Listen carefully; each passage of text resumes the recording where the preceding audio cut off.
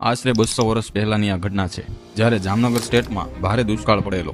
તે સમયે જામનગર સ્ટેટના બેહ નામના ગામના લોકોનો કર ભરવાનો બાકી હતું.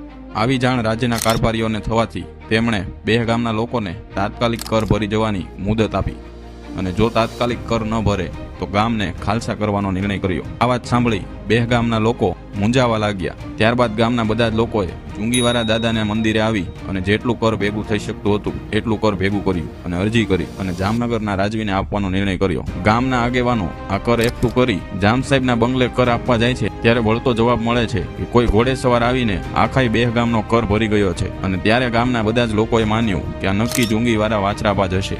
એકલા હતા અસવાર અને ધણી હતા ધરખમ.